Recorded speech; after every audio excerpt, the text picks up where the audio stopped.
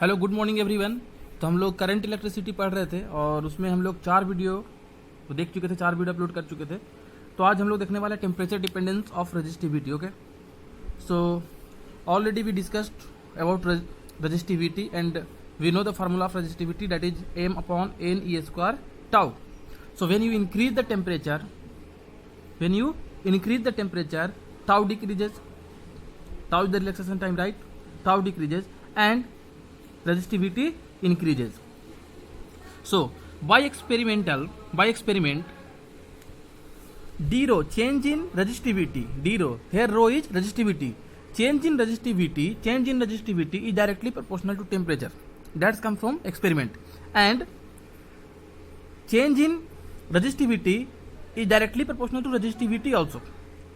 जितना ज़्यादा रेजिस्टिविटी होगा उतना ज़्यादा चेंज होगा, जितना कम रेजिस्टिविटी होगा उतना कम चेंज होगा, डायरेक्टली प्रोपोर्शनल है। अगर रेजिस्टिविटी बढ़ेगा तो चेंज भी बढ़ेगा, अगर ये कमेगा तो ये भी कमेगा। So by combining this and this equation we can write D rho is directly proportional to rho D T. Okay, D rho is directly proportional to rho D T. So अगर हम इसको डायरेक्टली प्रोपोर्शनल को हटाना है तो एक constant देना पड़ेगा, and that constant is alpha. So d rho is equal to rho alpha delta t. So एक इक्वेशन मिला हमको कि चेंज इन रेजिस्टिविटी जो होता है वो रो अल्फा डेल्टा t या dt के बराबर होता है। Okay, so d rho is equal to rho alpha dt. Okay, where alpha is the temperature coefficient of resistivity, but I want total resistivity, so I am going to integrate both sides. So integration, but एक काम और करते हैं कि रो को इधर से उठा के इधर लेकर आते हैं। So this is d rho by rho and here alpha d T. Now I am going to integrate from rho naught to रो।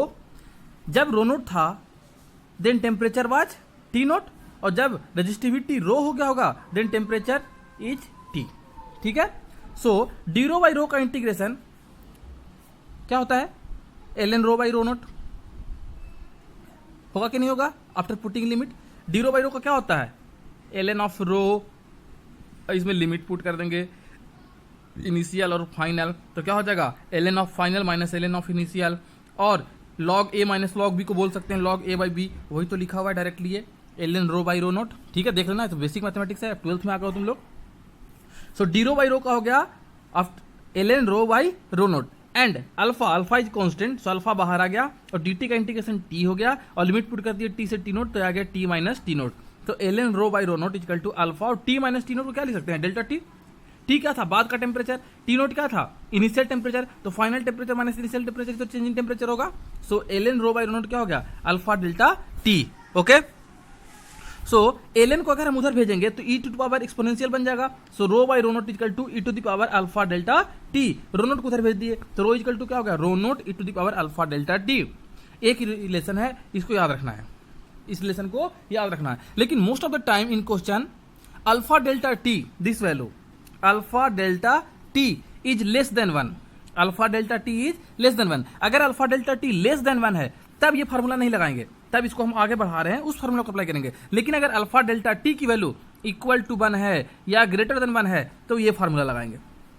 ये पॉइंट रिमेंबर करो, ठीक है, याद रखो इस पॉइंट को कि अगर अल्फा डेल्टा टी की वैल्यू लेस देन 1 है तब इस फार्मूला को नहीं लगाना है। अगर अल्फा डेल्टा टी की वैल्यू इक्वल टू 1 है या ग्रेटर देन 1 है तभी इसको अप्लाई करना है। ठीक है, so if alpha delta t is less than 1, alpha delta t is less than 1, then we know e to the power x equal to, इसका जब ब्रेक करते हैं तो कैसे आता है? 1 plus x square by 2 plus something. कब? When x is less than 1। और इसको चूंकि हायर ऑर्डर टर्म पूरा निगलेक्ट हो जाता था तो ओनली क्या बचा था? 1 plus x. So e to the power x is equal to 1 plus x. Similarly इसको इस फॉर्मेट में बना सकते हैं क्या? ई था तो ई है और एक्स के बदले हम पुट कर दिए अल्फा डेल्टा टी, और एक्स लेस देन 1 था तो हमारा एक्स अल्फा डेल्टा टी है तो alpha delta t less than 1 कर दिए। If alpha delta t is less than 1 then it will work as this function e to the power x is equal to 1 plus x. So e to the power alpha delta t is equal to 1 plus x, x is alpha delta t, so 1 plus alpha delta t. Now come back to the original equation, rho is equal to rho naught e to the power alpha delta t. So यहाँ here is it, rho is equal to rho naught e to the power alpha delta t. So rho is equal to rho naught or e to the power alpha delta t when alpha delta t is very less than 1, then e to the power alpha delta t is 1 plus alpha delta t. So now I am going to write e to the power alpha delta t के बदले 1 plus alpha delta t. So rho is equal to rho naught into 1 plus alpha delta t. ठीक है, एक relation आ गया. कोई दिक्कत है नहीं. पीछे हम लोग एक चीज और देखें कि R is equal to resistance is equal to होता है rho l upon a. Rho l upon a. तो रो इज इक्वल टू क्या हो जाएगा? R into a by l. लिख सकते हैं क्या? ठीक है, लिख सकते हैं. दूसरी बात, यहां पे R इजकल टू था रो एल अपॉन ए, और रो हम निकाल चुके हैं. कितना है rho naught 1 plus alpha delta T. So rho के बदले पुट कर दिए rho naught 1 plus alpha delta T. Into L था तो into L, divided by A था तो डिवाइडेड बाई ए. कोई दिक्कत नहीं है. अब हम क्या कर रहे हैं कि रो नोट एल और ए इसको एक जगह लिख दिए हैं. यहां क्या बचा? 1 प्लस अल्फा डेल्टा टी. सो 1 प्लस अल्फा डेल्टा टी. ठीक है, कोई दिक्कत? और देखो तो हमको पता था ना कि R is equal to resistance is equal to होता था rho L by a. Length तो सबको सेम है. अगर यहाँ पे रो नोट पुट कर देंगे तो आर नोट हो जाएगा. होगा कि नहीं होगा? चूंकि एरिया तो सेम ही रहेगा हमेशा, लेंथ जो था वही रहेगा. ठीक है, सिर्फ रेजिस्टेंस चेंज होगा. तो अगर रो नोट है तो आर नोट हो जाएगा. तो रो नोट एल बाई ए, देखो तो आ गया ना, रो नोट एल बाई एल. इसके बदले आर नोट लिख सकते हैं क्या? इसीलिए यहाँ पे लिखा हुआ है आर के बदले आर, और इसके बदले लिख दिए आर नोट जो कि अभी दिखा है, और 1 plus alpha delta T, 1 plus alpha delta T. तो ये फार्मूला भी याद रखिए. ये फार्मूला लगाएंगे और न्यूमेरिकल बना देंगे. इस पे बहुत सारा न्यूमेरिकल आता है. ठीक है, where R naught is the resistance at reference temperature. R naught कौन सा रेजिस्टेंस होगा? रिफरेंस टेम्परेचर पर. मेनली ये जो टेम्परेचर होता है वो 0 डिग्री सेंटीग्रेड होता है. 0 डिग्री सेंटीग्रेड पर जो रेजिस्टेंस होता है उसको आर नोट से बोलेंगे. क्वेश्चन में अगर कोई टेम्परेचर 20 डिग्री तक दिया हुआ है तो उसको रेफरेंस मान सकते हैं. ठीक है, 20 डिग्री तक को हम रेफरेंस मानेंगे, लेकिन 30, 40, 50, 60 है तब उसको रेफरेंस नहीं मानेंगे. तब वहां पे हमको आर नोट लेके ही सोल्व करना पड़ेगा.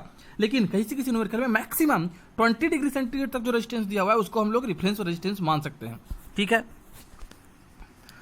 सो ऑन इंक्रीजिंग टेम्परेचर, फिर से देख लेते हैं, वही बात है, बार बार बताती है. On increasing temperature resistance of a conductor increases. होगा कि नहीं होगा? होगा ना, पहले भी बताया है. क्यों होगा? क्योंकि जब टेम्परेचर बढ़ाएंगे तो मॉलिक्यूल्स का स्पीड बढ़ जाएगा. स्पीड बढ़ जाएगा, रिलेक्शन से टाइम घट जाएगा. और जब रो का जो फार्मूला होता है इसमें रिलेक्शन से टाइम नीचे होता है. Rho is inversely proportional to tau, hence tau decreases, hence rho increases. तो कंडक्टर इंक्रीज कर जाएगा, रेजिस्टिविटी कंडक्टर का क्या हो जाएगा? इंक्रीज कर जाएगा. लेकिन कंडक्टर तो इंक्रीज कर जाएगा, सिग्मा का क्या होगा? बताओ कोई. कल ही बताए थे, सिग्मा का क्या होगा? Sigma is reciprocal of rho, right. तो सिग्मा घट जाएगा. आगे देखते हैं.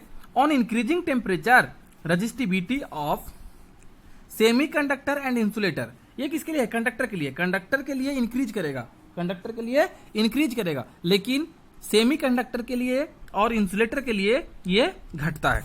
ठीक है, तो देखिए आगे हम लिख दिए हैं. क्यों होता है वो भी देख लीजिए.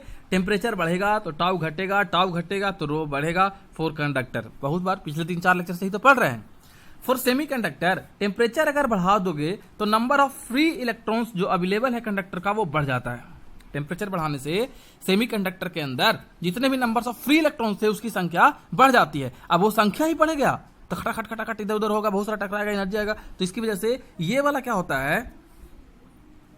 डिक्रीज कर जाएगा. जल्दी जल्दी टकराएगा ना, नंबर ऑफ मॉलिक्यूल्स बढ़ जाएगा, तो जल्दी टकराएगा तो डिटेक्शन टाइम घट गया, बढ़ गया. ठीक है, कम जल्दी करेगा. ठीक है, तो इसमें जब कंडक्टर होता है, कौन सा? जब कंडक्टर, तो कंडक्टर में टेम्परेचर बढ़ाने से रेजिस्टिविटी बढ़ जाएगा. ठीक है, क्यों? चूंकि टेम्परेचर अगर बढ़ा तो टाउ घटा तो रो बढ़ गया. लेकिन सेमीकंडक्टर में और इंसुलेटर में टेम्परेचर बढ़ाने से नंबर्स ऑफ फ्री इलेक्ट्रॉन जो अवेलेबल होते हैं कंडक्टर का वो इंक्रीज हो जाते हैं, जिसकी वजह से इसके अंदर रेजिस्टिविटी डिक्रीज कर जाता है. आगे देखते हैं क्वेश्चन. वो रख the resistance of A bulb filament is 100 ओम. एक बल्ब है जिसका रेजिस्टेंस कितना है? 100 ओम है. At temperature of 100 degree centigrade. At temperature of 100 degree centigrade. Okay, देखते हैं एक न्यूमेरिकल. बोल रहा है कि the resistance of A bulb filament is 100 ओम. एक बल्ब है जिसका रेजिस्टेंस कितना है? 100 ओम है. ठीक है, उसका रेजिस्टेंस कितना ओम है? 100 ओम है. At temperature of 100 degree centigrade. Temperature कितना दिया है? 100 डिग्री सेंटीग्रेड. मतलब कि रेफरेंस नहीं है. This resistance is not R naught, क्योंकि टेम्परेचर कितना है 100 डिग्री। हम क्या बोले हैं कि मैक्सिमम 20 डिग्री तक दिया है तभी उसको आर नोट एज्यूम करना, लेकिन यहाँ पे कितना दिया हुआ है 100 डिग्री, तो ये आर नोट तो नहीं है, कोई रेजिस्टेंस है एक पर्टिकुलर टेम्परेचर पे और वो टेम्परेचर कितना है 100 डिग्री सेंटीग्रेड। बोला if the temperature coefficient of resistance V 0.005 per degree centigrade means alpha is given, so alpha is how much 0.005, its resistance will becomes 200 ohm at temperature of, बोल रहा है कि इसका रेजिस्टेंस 200 ओम हो जाएगा किस टेम्परेचर पे। तो अभी हम लोग देखे थे टेम्परेचर डिपेंडेंस का जो रेजिस्टिविटी था, तो सबसे पहले तो हमको ये चेक करना है कि अल्फा डेल्टा टी क्या लेस देन 1 है या क्या है। अगर लेस देन 1 होगा तभी हम आगे जो पूरा फाइनल डिराइव किए थे वो वाला लगाएंगे, अगर नहीं होगा तो हम लोग कौन सा लगाएंगे, शुरू वाला लगाएंगे। तो अल्फा डेल्टा टी तुम लोग देखो क्या हो रहा है कि नहीं हो रहा है, लेस देन 1 नहीं है हमको पता है, तो फाइनल टेम्परेचर फाइनल फार्मूला लगाएंगे। तो फाइनल फार्मूला क्या था, we know R is equal to R naught into 1 plus alpha delta t, where R naught is a temperature कितना 0 डिग्री सेंटीग्रेड। क्योंकि क्वेश्चन कुछ नहीं दिया है, क्वेश्चन में कुछ नहीं दिया तो हमको स्टैंडर्ड लेना पड़ेगा कि आर नोट 0 डिग्री पे होता है, ये थ्योरी में भी लिखा थे। तो चलो पहले बल्ब का रेजिस्टेंस कितना था 100 ओम, तो आर हो गया 100, आर नोट तो नहीं पता है तो आर नोट 1 था तो 1, अल्फा डेल्टा टी का था final temperature minus initial temperature. Initial temperature कितना था 0 डिग्री सेंटीग्रेड, और जब 100 ओम था तो फाइनल टेम्परेचर कितना था 100 ओम पे 100 degree centigrade. So 100 is equal to R naught into 1 plus alpha 100 minus 0। So this is your first equation. Second equation क्या बोला है कि 200 ओम हो गया तो कितना टेम्परेचर होगा, तो रेजिस्टेंस कितना हो गया 200, आर नोट तभी भी पता नहीं है, 1 प्लस अल्फा फाइनल टेम्परेचर कितना है वही तो निकालना है। तो हम टी मान लिए कि फाइनल टेम्परेचर क्या है टी, और इनिशियल टेम्परेचर कितना था 0, तो इनिशियल टेम्परेचर कर दिया 0। Now you have 2 equation and 2 unknown, easily solve हो जाएगा। तो चलो देखते हैं हम क्या कर रहे हैं कि इक्वेशन 1 में 2 से डिवाइड कर रहे हैं, तो कितना हो जाएगा 1/2 R naught got cancel out, so 1 plus 100 alpha divided by 1 plus t alpha. Okay, अब क्या कर रहे हैं क्रॉस मल्टीप्लीकेशन कर रहे हैं, तो 1 plus t alpha is equal to 2 plus 200 alpha. So alpha t is equal to 1 को उठा के इधर लाओगे तो 2 माइनस 1 करोगे तो 1, 200 अल्फा था तो 200 alpha. So t is equal to alpha को उठा के इधर ले डिवाइड कर दिया तो 1 by alpha plus 200, alpha is given, so t is equal to 1.005 plus 200, solve कर दिया तो टी आ गया 400 डिग्री सेंटीग्रेड। मतलब कि रेजिस्टेंस डबल हो रहा है कितना पे 400, मतलब 4 गुना टेम्परेचर बढ़ाने पे यहाँ पे रेजिस्टेंस डबल हो रहा है। ये भी पूछ सकता था कि कितना टाइम्स टेम्परेचर इंक्रीज करने पे रेजिस्टेंस डबल हो जाएगा, ये भी पूछ सकता था क्वेश्चन में। तो देख लो एक ही क्वेश्चन से 3-4 टाइप के क्वेश्चन बन सकते हैं, जेईई और नीट में इसी तरह से घुमा घुमा के पूछा जाता है। ठीक है, आगे देखते हैं। क्वेश्चन बोला है कि the resistance of a wire is 5 ohm at 50 degree centigrade. फिर से 50 डिग्री है, 50 डिग्री मतलब 20 से बड़ा है, 0 से तो बड़ा है ही, तो 50 से बड़ा है मतलब कोई पर्टिकुलर टेम्परेचर पे है जिस पर रेजिस्टेंस कितना है 5 है, आर नॉट हमको नहीं पता है, at 100 degree centigrade and 6 ohm at 100 degree centigrade. और 100 डिग्री सेंटीग्रेड क्या है 6 ओम है। The resistance of the wire at 0 degree centigrade will be, तो 0 डिग्री सेंटीग्रेड पे कितना होगा, मतलब क्या आर नोट पूछ रहा है, आर नोट का वैल्यू, तो बनाओ जल्दी से। चलो ठीक है, तो देखते हैं। हमको पता है कि आर इक्वल टू क्या होता है, R naught 1 plus alpha delta T, R naught 1 plus alpha delta t. Initial R is given, देखो यहाँ पे 5 ओम, कितना टेम्परेचर है 50, तो पुट कर दो आर के बदले 5, आर नोट तुमको पता नहीं था 1 प्लस डेल्टा टी कितना होगा, डेल्टा टी क्या होता है final temperature minus initial temperature. Initial temperature कितना था 0 डिग्री सेंटीग्रेड, फाइनल कितना था, कितना पे था, कितना पे 100 पे, कितना पे था जी 50 पे था, देखो 50 पे था इनिशियल, 5 ओम कितना पे था 50 पे, तो 50 पुट कर दिए। जब 6 ओम था तो टेम्परेचर कितना था 100, तो 100 पुट किए, सिंपली सोल्व कर दो इक्वेशन को। R is equal to R naught 1 plus alpha delta T, R 5 ohm, R naught नहीं पता है, 1 प्लस अल्फा, अल्फा भी नहीं पता है, डेल्टा टी 50 ओम, 6 ओम पे कितना डेल्टा टी 100 ओम। अब solve the equation 1 and 2, solve कर दो कितना होगा, सिंपली कैलकुलेशन है कर लेना खुद से, तो आर नोट आ गया 4 ओम।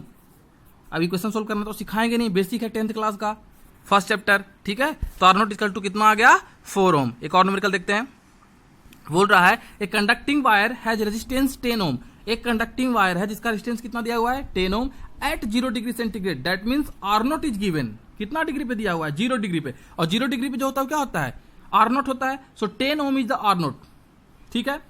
And alpha is 1/273 per degree centigrade, alpha is also given, then determine its resistance at 273 degree centigrade, 273 degree पे निकालना है। तो फिर से एक बार चेक कर लेते हैं कि क्या अल्फा डेल्टा टी जो है वो लेस देन 1 है क्या। तो देखो अल्फा कितना है 1/273, 1/273, और डेल्टा टी कितना है 273 माइनस 0, मतलब 273 कट गया, कितना आ गया 1, मतलब कि R is equal to R naught 1 plus alpha delta T, R is equal to R naught 1 plus delta T. ये वाला अप्लीकेबल नहीं होगा, ये वाला अप्लीकेबल नहीं होगा, क्यों? क्योंकि अल्फा डेल्टा टी जो है वो लेस देन 1 नहीं है, इक्वल टू 1 है, ठीक है। So don't apply this formula, अगर अप्लाई कर दोगे तो गलत आंसर आ जाएगा, ठीक है। So now we know R is equal to क्या होता है रो एल अपॉन ए, और रो इजिकल टू क्या था rho naught e to the power alpha delta T, ये भी हमको पता था, बोले थे कि जब रेजिस्टेंस इक्वल टू 1 हो या ग्रेटर देन 1 हो तो ये फार्मूला अप्लाई करेंगे, बोले थे कि नहीं बोले थे बाबू, बोले थे, ठीक है। अब आगे आते हैं, अल्फा डेल्टा टी की वैल्यू कितना है 1, तो रो था, रो नोट था, ई था, और इसके बदले कितना पुट कर गया 1, तो रो नोट इंटू बचा, rho equal to rho naught T, कोई दिक्कत, रो मिल गया, अब रो को उठाओ और यहां पे पुट कर दो तो आर की वैल्यू आ जाएगा, तो आर इजिकल